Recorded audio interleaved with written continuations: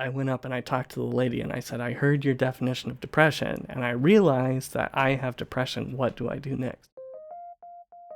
That core piece of me that tells me this is true, this isn't true, this is the way the world works, this isn't the way the world works, that shifted in my 20s. I think Re-enchantment is discovering that goodness, truth, and beauty do exist in the universe still.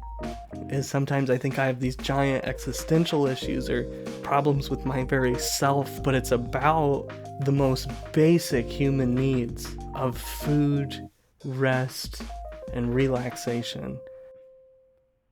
Hello friends, you are listening to the I Used to Think podcast. Today's episode is really special to me. My guest today is my really good friend, Jordon. Jordon and I have been friends through college. He is one of the biggest encouragements to me, and I highly respect him and I love him a lot. The topics we cover in this episode are ones that many of you may be able to relate to, especially over these past few years since the pandemic. Many of us may feel like we haven't lived up to our full potential, we haven't become who we wanted to become, or done the things we wanted to do. And Jordon breaks down his personal journey over these last few years into 3 stages: enchantment, disenchantment, and re-enchantment. Jordon and I talk about what we refer to as our imaginations being changed over these past few years, and our expectations of what our lives were supposed to look like. This episode is a 2-parter, so be sure to listen to the second part, where Jordon breaks down re-enchantment, where he talks about positive changes that he's made to his life to finally become the person he wanted to become and to do the things he wanted to do. We had such a blast recording this episode. We grabbed some Thai food, grabbed some hot cups of tea, and recorded this late at night in my studio. So I hope you enjoyed this episode just as much as Jordon and I enjoyed recording this. Let's get started. Ladies and gentlemen, I have Jordon here on the show with me. He's one of my closest friends. We've known each other from college. I like to refer to him as the best storyteller I know in person. We're going to start with the icebreaker like we always do. Or do you want to start by saying hello? Oh, yeah. Hi, Pat. Thanks for having me on the show. Okay, I heard this one from camp. I help with foster camp every year, and I saw this icebreaker and a list of icebreakers we use for the kids. If every food you ate starting today for the rest of your life had to be the same color, what color would you choose? And this doesn't mean like all of a sudden all your bread is purple. Like, oh, I want my food to be purple. This is all foods retain their original color, but you'd have to choose one that all your foods would be. Does that make sense? Yeah, that makes sense. Okay. I try and pick something you could get a lot of miles out of. Brown or green. I'm not sure which would lead to a healthier life. Probably green food for the rest of my life. So that would be mostly vegetables. It'd mostly be vegetables. So I feel like, protein and carbs and all that would be a little hard to come by. I'm no dietitian though. Brown food would taste a lot better. Stuff like rice, some meats. Potatoes. Yeah. What's brown? Sure, some fish are brown. Yeah, but I'd probably die sooner and happier. So that's live long and sad like a rabbit, or die happy and young. Well, this is brown foods. Brown foods, you die happy and young. I feel like, I don't know. Would you be okay with the green one? Would you be okay eating vegetables for the rest of your life? Yeah, it'd be hard. That's what I'm saying. You'd live long and sad. Oh. Are there non-vegetable foods that are green? No. There's some green fruits. Fungi? Is there green fungus that you can eat? If you paint it green. Well, yeah. I'm ruining my own question. Yeah. I thought brown too. When I first thought of this question, I was thinking brown because of meat, potatoes, and rice. Yep. And then, like, pasta's brown. Yep. I guess it's brown. Your answer is brown. No, I guess pasta's brown. That's a little iffy. Oh, but there's like the whole grain stuff. Oh, that's right. like gross, but it's brown. Yeah. Yeah. I saw a meme today. It said on my way to Trader Joe's listening to gangster rap about guns and killing people to buy oat milk and cauliflower nochi. Wait, what? What is the meme? It's you're driving to Trader Joe's listening to like gangster rap, Okay. but you go there to buy oat milk and cauliflower nochi. It's a joke about people who shop at Trader Joe's. I don't get it. Yeah, it's. We'll just cut That went straight. we'll cut Yeah, we that can cut whole that out. segment out. It went straight over my head. Yeah. It's like it's all hard music, and then you're buying cauliflower nochi. Like you ain't hard. Okay, I think I kind of get it. Yeah. Cauliflower had a very big glow up. It did. It went from white broccoli to the substitute of literally everything to like cauliflower pizza, cauliflower rice, cauliflower pasta. I'm like, I don't know how it did that. White broccoli is the best description of Yeah. of cauliflower I've ever heard. That was my nickname in middle school.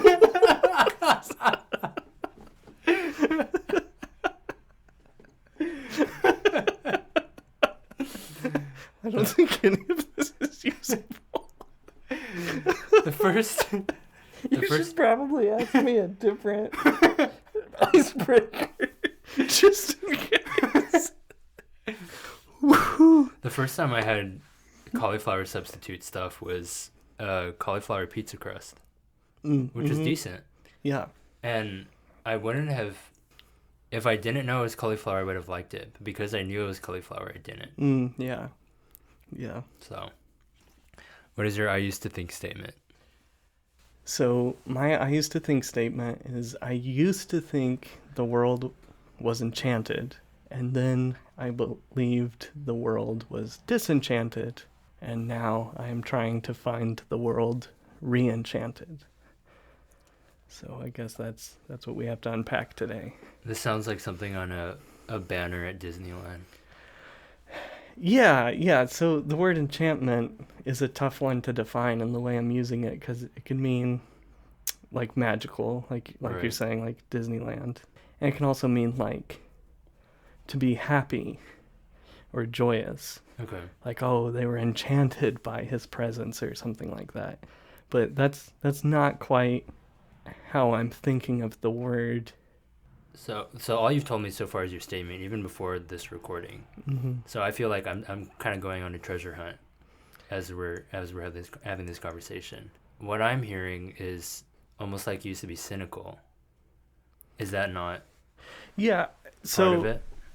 I think the disenchantment is more cynicism. Yeah.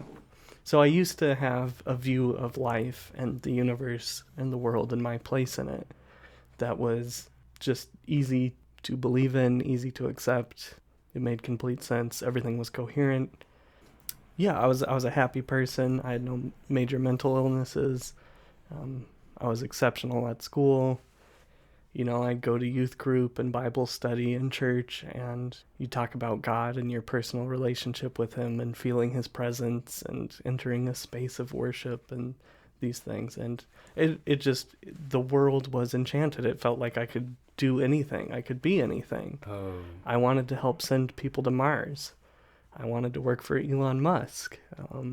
And I felt like I could do it because I was really gifted academically. Right. I was the top math student in my college. But then when I came to UCLA, and through personal tragedy, sort of all of that got removed. So you come to think like, this is the way the world works. That this sort of cold cynicism, like, oh, that was a childish, youthful way to view the world. But now that I'm older, the way the world works is it's dark and it's cold and it doesn't care about you. And Elon is a psycho and SpaceX is not a good company to work for. And sort of all of the things that I grew up sort of believing in have turned up empty. I grew up in an evangelical setting, and their day of reckoning has kind of come. I grew up conservative, Republican, and I don't want to get into all that, but I'm not there anymore.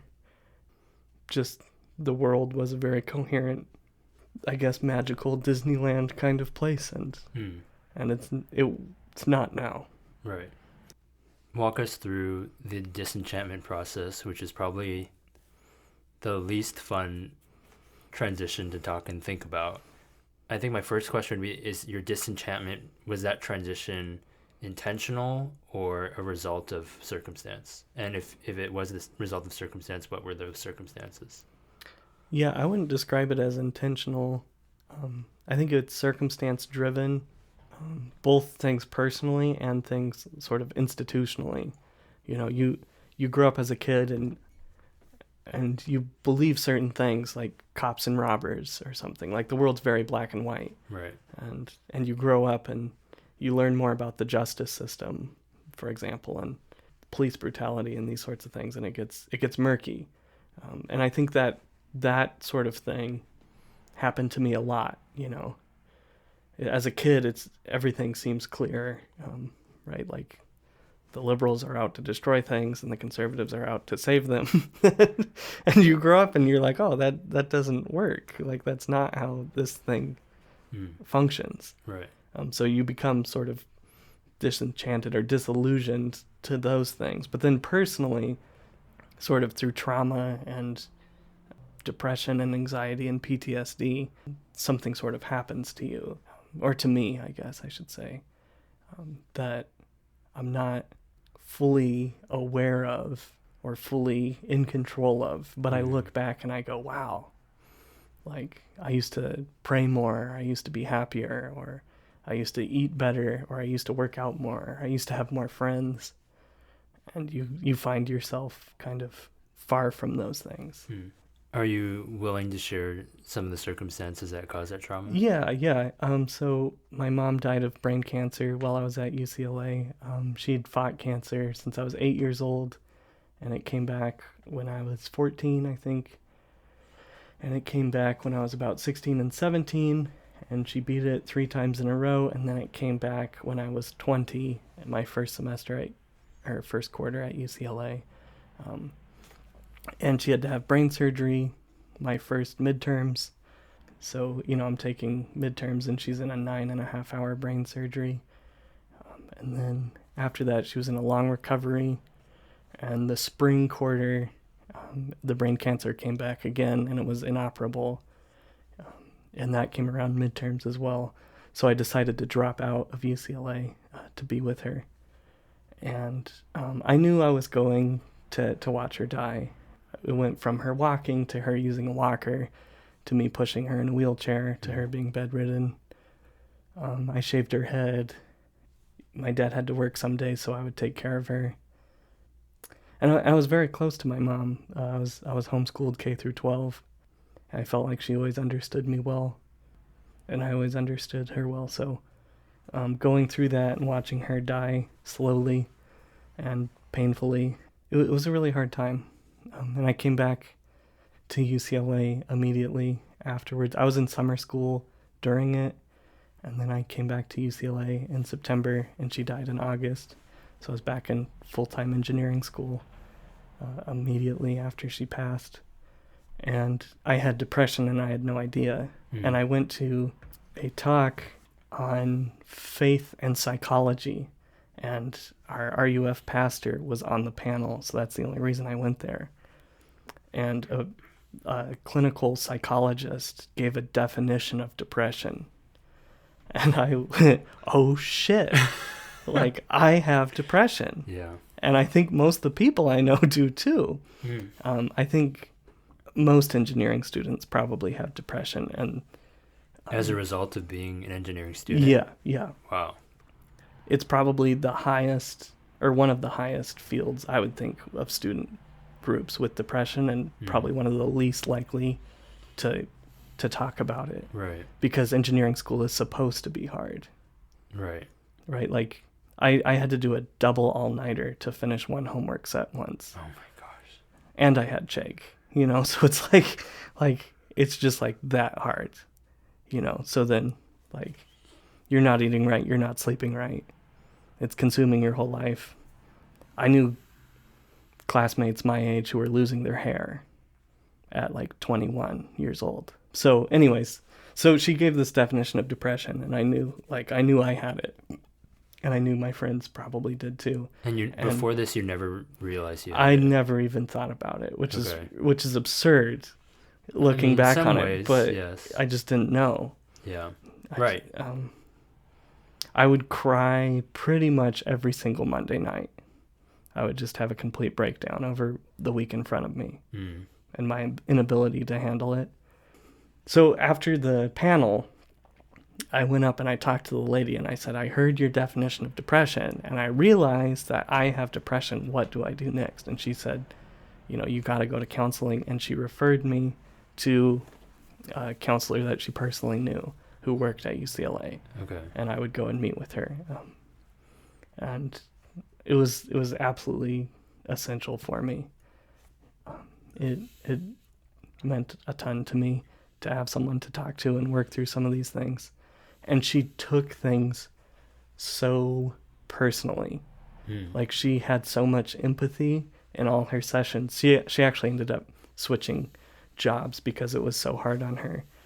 But she would cry during our sessions, which was pretty moving, to have someone care that much about your story. And not everyone ends up with a good counselor or therapist their first time. Right. It often takes multiple, almost like testing people out. Yeah, that's what I hear from most people. But I think because this lady was personal friends with this particular counselor, she kind of, she gave me a good referral. Right. So that was really good for me. But in that time, I lost a sense of self. I've always been more of a social chameleon. I can really change how I am or how I behave depending on who I'm with. So my sense of self is a little fuzzy as it was. But with depression and PTSD that extreme, I could not think about myself.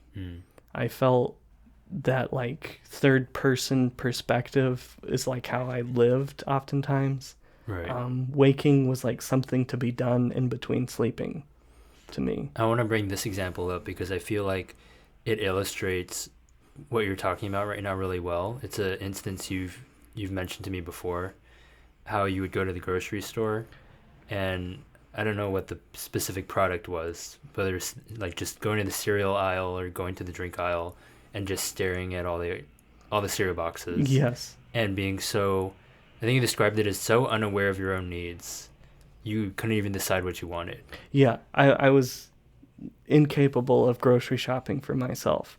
So the only way I could buy things at the grocery store is thinking about what other people would like to eat if they came and visited my apartment. Wow. So I would go, oh, I know this person loves tacos. How do I make a taco? I need a tortilla. I need ground beef. I need cheese. Right. And then I could grocery shop like that. But it was all for other people. I had to first think about other people, Right. even if it was me who was eating all the food. Right. There was no answer to the question, what does Jordon like to eat? I remember you sharing that with me, and I couldn't relate to it entirely, but I thought it was a very powerful way of describing a loss of sense of self. I am indecisive just based on my own personality. I mean, you and I were at the coffee shop this morning. Right. And good thing the line was long Right. because I think I was 100% sure of what I wanted 5 times. Right. You told me twice what you were going to order, and you didn't order it when we got there. Because there's always, I know for me, part of it is there's always something better. Like that thought of there's got to be something better. There's got to be something that if I make this decision, I'll have no regret whatsoever. But I like this because I think listeners could probably relate. And so going back to like loss of sense of self, that story always stood out to me because it's explained in the simplest of things, like grocery shopping. Mm-hmm. It's not some huge identity crisis where it's like discovered in a relationship and you realize like I don't actually have any self-confidence because I was in this huge relationship. It was just like Fruit Loops or Fruity Pebbles. and it revealed this this struggle, like, within you. Yeah.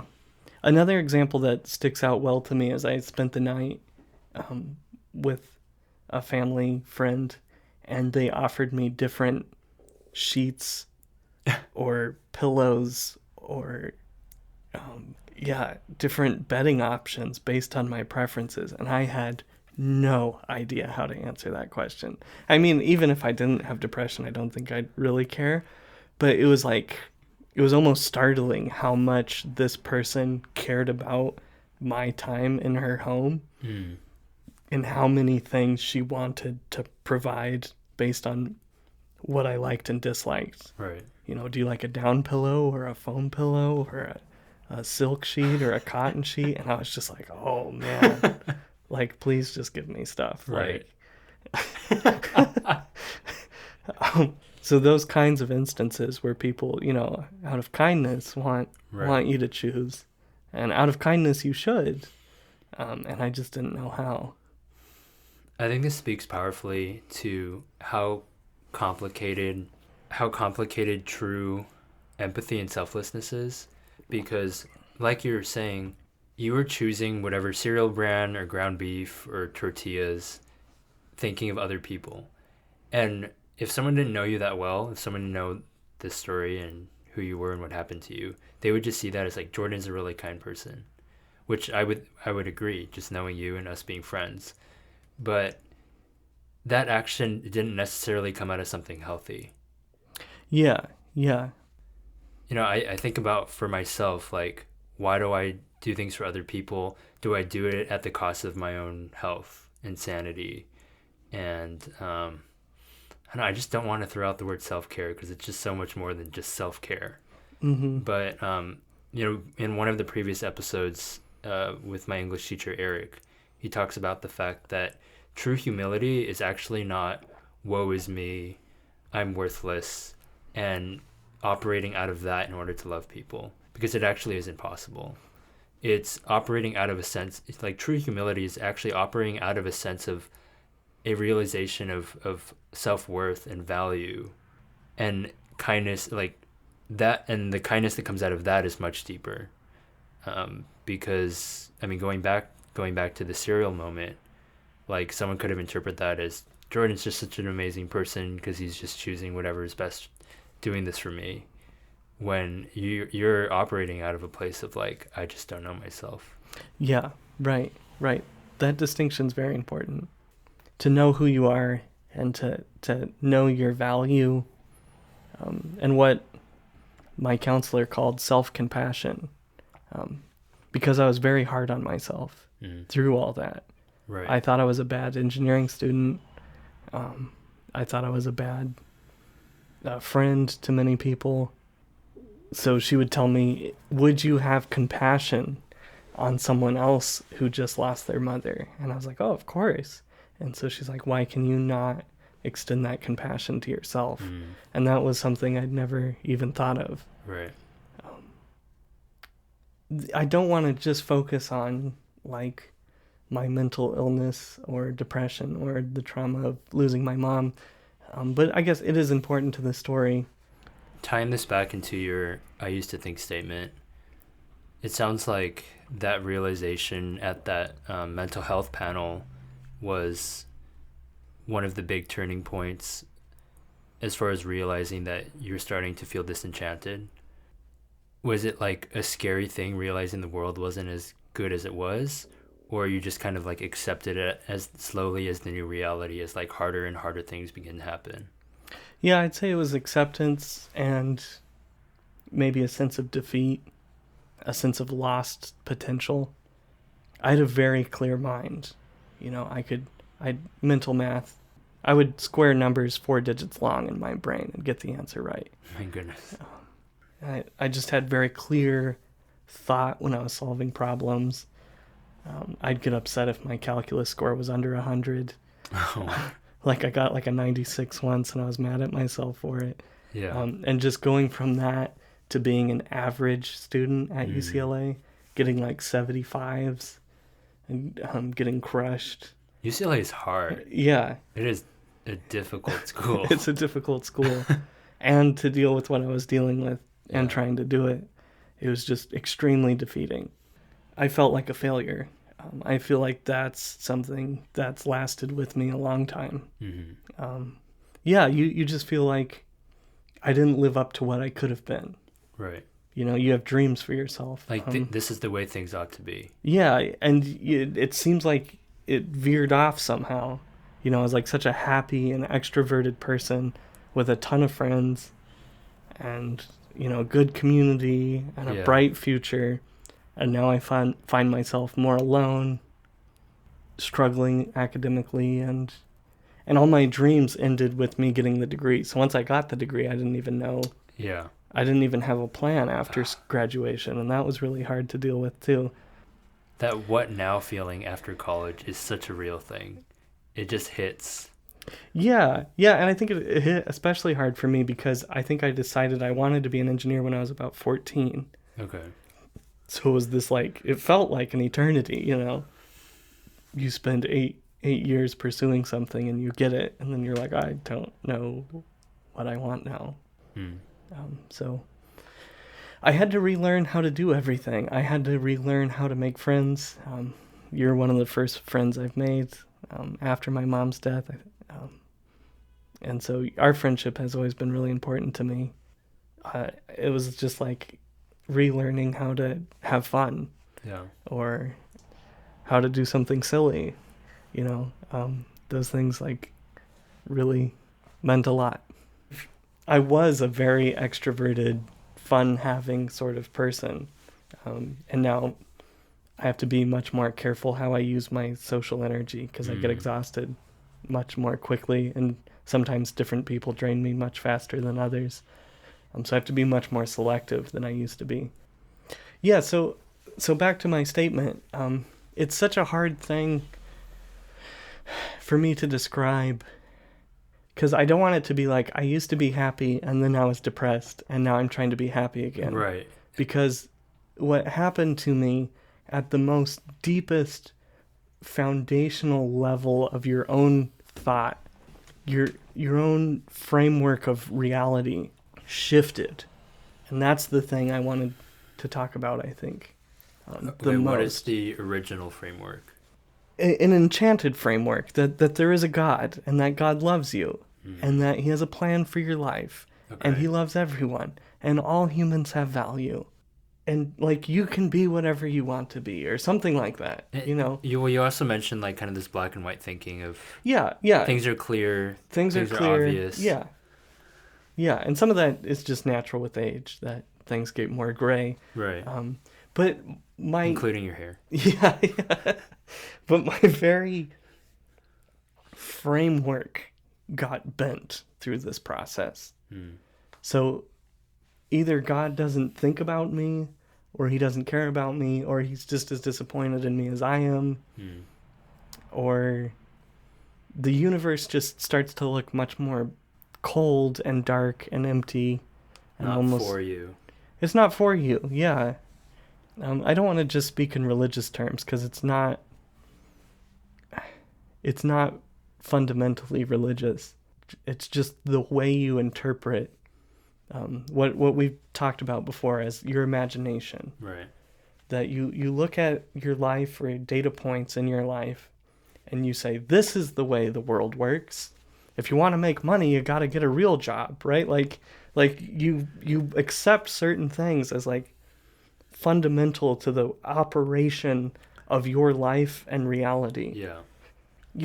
A kid tells you they're going to be a billionaire YouTuber and you go, yeah, good luck with that. Because in your head, you have accepted in your framework that isn't going to happen. Yeah, it's not a feasible way of life. Yeah. And that's the thing, that core piece of me that tells me this is true, this isn't true. This is the way the world works, this isn't the way the world works. Yeah. That shifted in my 20s. I like the word imagination for that. So we can stick to that. Yeah, to refer to it as imagination. Yeah, we'll keep referring to it as that. Yeah. And so my imagination was much darker and cynical towards everything. You get a job and it's not what you thought when you were 14 that you'd be doing. You spend 8 hours on an Excel sheet or something and you're like, wow. Yeah, not sending men to the moon. Yeah, there's no Jimmy Neutron, Tony Stark kind of work being done. It's all sort of mundane. Yeah, that's a good example to use for this imagination part of the conversation. Yeah, I think so. Yeah. Like career is a big one for a lot of people, especially for guys. When I have this occupation, it involves all of these exciting things. Yeah. Even if... And STEM propaganda doesn't help any of that, Oh, specifically STEM. Yeah. Yeah. They're like, hey, kid, you want to be an astronaut? And you're like, huh? Well, take your math and physics classes. And you're like, huh? And then you do, and you're not an astronaut. I feel like I've only learned... Okay, this is a side thing. I feel like I've only learned recently how difficult it is to be an astronaut. You need to be not only intelligent, but like in shape physically. They're always like top of their class. Yeah. Usually they're like Air Force first or military first. I like, not to discourage kids who want to be astronauts, but it goes back to that idea of like, we're so enchanted. Our imaginations are running 6 cylinders, full speed, and we're thinking straight to like that moment we touch a planet. Yeah, right. And I think that's a good example of disenchantment. Is as a kid you go, I'm going to be an astronaut or a firefighter or a doctor, and you grow up and you go, your imagination changes. Right. You tell yourself, I can be an astronaut, and then you tell yourself, I cannot be an astronaut. And maybe one or the other of those is true, but once your imagination shifts, you kind of rule yourself out. If you believe you can't be an astronaut, you won't ever be one. I like what you said, because often what it is this jump from like I can to I can't.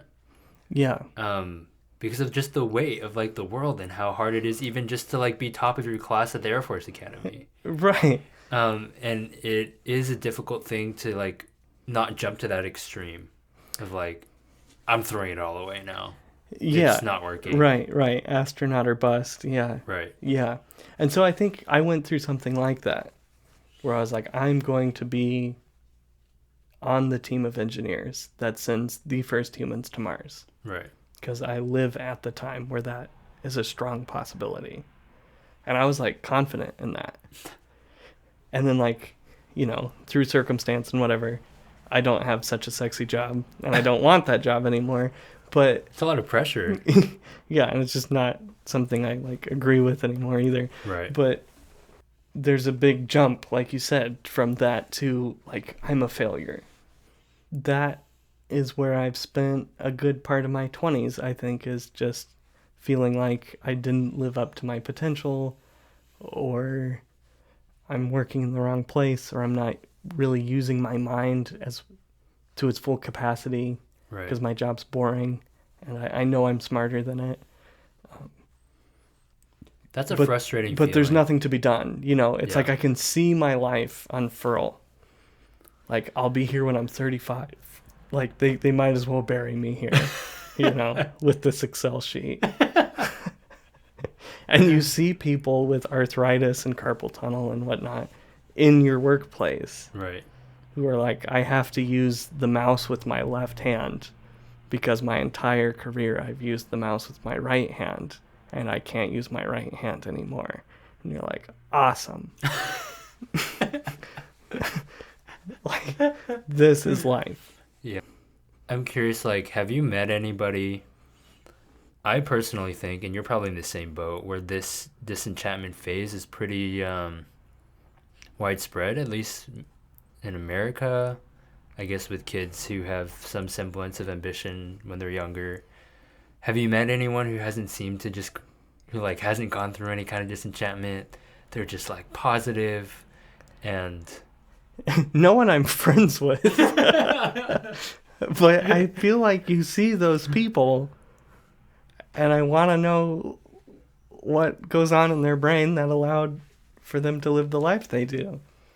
I They're see like, every yeah, morning go I ahead. wake up at 5 a.m., and then I work out with the whole rowing team, and then I go to med school, and then I play rugby, and then I play chess, and then me and my supermodel girlfriend go drink wine, and I'm like, how do you have time for all these things in your day?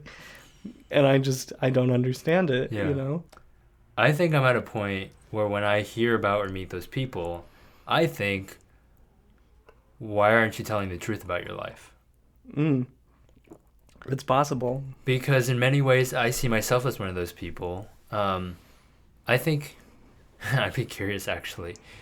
I think if you'd asked anyone from my high school who knew me and knew me relatively well, like, what do you think of Patrick? It would be that narrative of like, straight A student, went to UCLA, did all this stuff. And it's a hard thing to like put effort into being your authentic self and tell the true story about yourself, but at the same time not care so much about what other people think.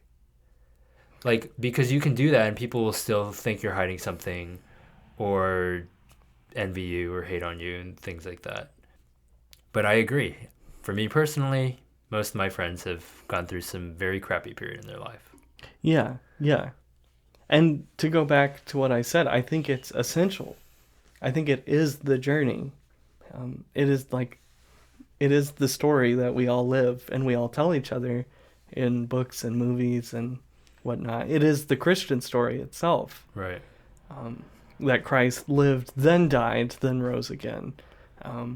That this is the thing. Like, It's not an option. Seeds die and then grow. It's just like, it is life itself. Right. It's not like it just happened upon me. If it wasn't cancer, it would come in some other form. But that is the essential cycle. And to borrow from Richard Rohr, the Catholic mystic, people want to get stuck in one or the other or skip one, and you can't. Or some people do. Skip a hard period in their life? Yeah, like just be born straight into Reconstruction or something. Is that a thing? Well, like, you know, if you as a parent someday, you've gone through all this. Okay. And now you're raising kids and you got to teach them about life or the Bible or academics or anything. You want to give them the full reconstructed view. You know, they're like, Daddy, I want to be an astronaut. And you want to give them where you're at. Oh, my poor son. And you can't, you know. Wouldn't that just... Because you can't start at Reconstruction. You have to believe you're going to be an astronaut first. And then believe you can't. And then arrive at the synthesis of those. I'm also thinking, even as a parent, whether it's you or me or whoever has gone through these three stages, your reconstruction, whatever you impart to your child, is their, or your re-enchantment or disenchantment is their enchantment. Yeah, right. That's the first thing they start with. Because so it's essentially like whatever you start with. Yeah. Because their enchantment could even be like this cynicism, and then they have to learn that the world is actually a good place. Yeah. Yeah. Maybe.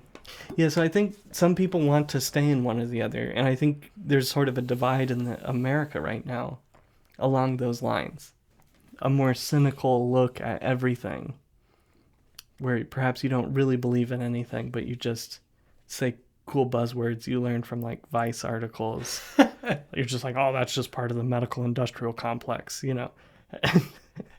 And you just like live life like that, right? You know, or you just try and stay in your happy place, you know.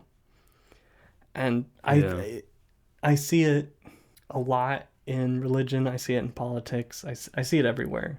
People who hold on to the earth being 6,000 years old and Noah's flood being a real event, and then people who say like, all that's a bunch of crap. And I don't really fall into either camp. Right, you don't subscribe to either. Yeah. But I think I think it's important to kind of go through that process. Like, believe the world's 6,000 years old, then believe it's a bunch of crap, and then come to somewhere where you can kind of tie in the stories of the Old Testament Right. with your faith. I want to say too, just from a broader perspective, like it's important to have an imagination, whether or not it needs to be corrected or changed in any way. Just realizing that we have an imagination, I think, has been an important part, at least for my journey, because I think about like health, because I've come to realize it's actually a process of learning how to listen to your body when it comes to like, oh, when I eat this, I feel good. When I eat this, I don't feel good. Like for most of my life, I just went and ate whatever I wanted. And then, you start to learn about, like I was just telling you today, this magnesium spray that my girlfriend got me because I have fibromyalgia. I've always lived with sore muscles and fatigue. I guess naming would be part of it. Just realizing like there are systems like my nervous system and things like that that are affected by things that I take in, that I eat, that I put in my body, medications that I take. And being able to say like, yes, we all have an imagination. And that realization allows you to start changing it. But if we never think we have a world, like a way we see the world and an imagination, then we'll never have a reason to like work on it or change it or like use it to adjust it in order to operate differently in reality. Yeah. If that makes sense. That makes complete sense. Yeah. It's what they call metacognition, an ability to look at your own mind and to categorize yourself and say, these are my biases. These are my assumptions I make. Right. These are the things I hold true. On top of that, to identify what you know and what you know you don't know. Right. This sort of like cataloging in your own mind is the metacognitive process. And I think it's crucial to understanding yourself and for changing the way you think. Right. Because if you don't know what drives you or your thoughts, you're being driven. There is always something. There is always something driving you. Right. You're never just a neutral actor who's just making these completely unbiased 50-50 free will choices. Like, you're being influenced constantly. Yeah. You're being acted upon every day of your life. Yes. By messages, by ideas, by other people, by traumatic events. And if you do not have a way to understand that, to look at your own life, you will just be driven by those currents.